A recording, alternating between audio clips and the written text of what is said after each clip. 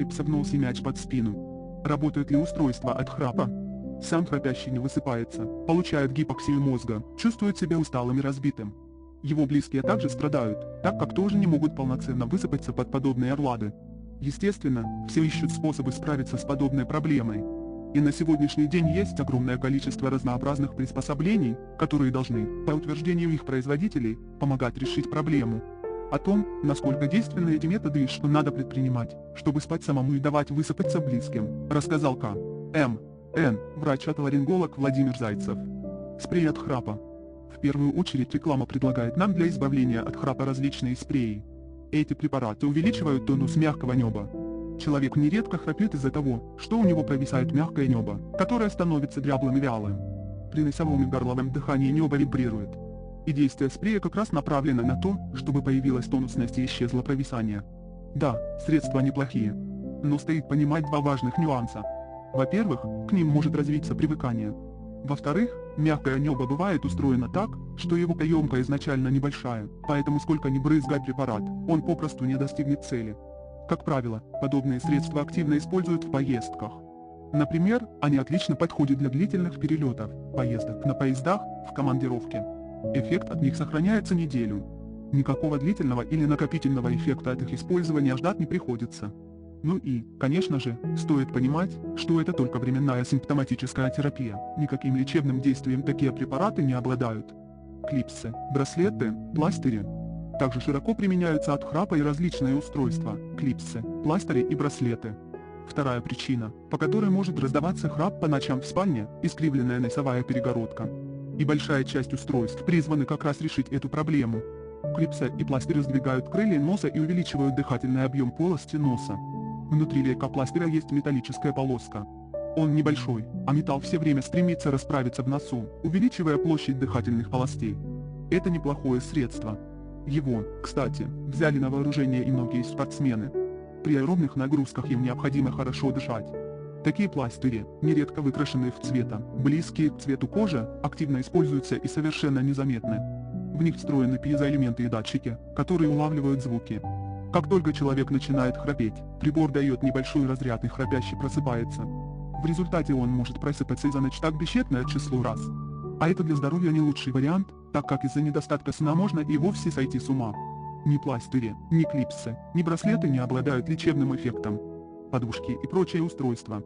Храпящему человеку не стоит спать на спине, это провоцирует более активные орлады. Ведь заслонка мягкого неба падает на заднюю стенку глотки. Поэтому в ход идут разные варианты поддержки положения на боку. Можно применять специальные ортопедические подушки, подкладывать под спину мячики, чтобы при перевороте на спине было неудобно и человек автоматически переворачивался на бок, ставить узкие кровати и так далее. Однако такие меры тоже в основном симптоматические, вылечиться с их помощью невозможно. Дыхательная гимнастика. Дыхательная гимнастика при храпе вреда здоровью не нанесет, но и пользы особой не будет. Никакое более глубокое дыхание никак не повлияет на мягкость неба или кривизну перегородки. Единственное, в чем заключается ее польза, с помощью техник дыхания можно хорошо провентилировать мозг. Обращение к врачу. Обязательным пунктом в терапии храпа является обращение к врачу. Проблемой храпа в первую очередь занимается сомнолог.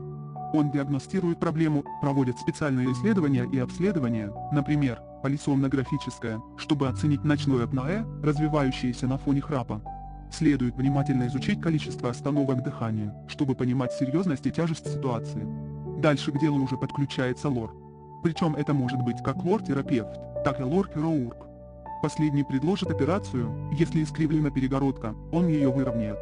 Кроме того, он может уменьшить в размерах нижние носовые раковины, удалить небный язычок, подрезать каемку мягкого неба.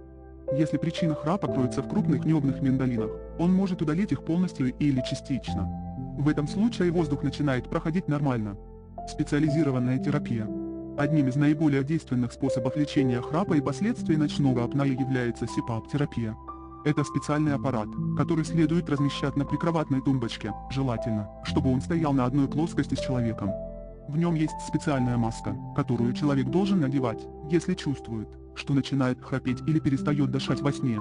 Маска похожа на маску летчика, нос и рот закрыты, завязки идут к затылку. С прибором маска соединяется специальным шлангом. Как только человек перестает дышать, начинает работать вентилятор, компрессор нагнетает воздух, который поступает в носоглотку. В результате у человека больше нет ночных остановок дыхания, его мозг вентилируется и он высыпается. Профилактика храпа. Есть ряд рекомендаций, которые могут улучшить состояние человека без каких-либо дополнительных средств. Так, например, следует пересмотреть свой рацион и не наедаться перед сном. Оптимальный вариант – заканчивать приемы пищи в 7 часов вечера. Спать следует в хорошо проветренном помещении со свежим воздухом. Идеально, если будет работать увлажнитель. Кроме того, стоит добавить в жизнь больше активности, ходить от метро и автобусных остановок до дома пешком, гулять перед сном, добавить занятия физкультурой. Это позволит улучшить обменные процессы, мышцы будут работать заметно лучше. Если игнорировать такие несложные рекомендации, другие средства могут и не помочь в решении проблемы храпа. Источник – Здоровье Mail.ru. Благодарим вас за внимание.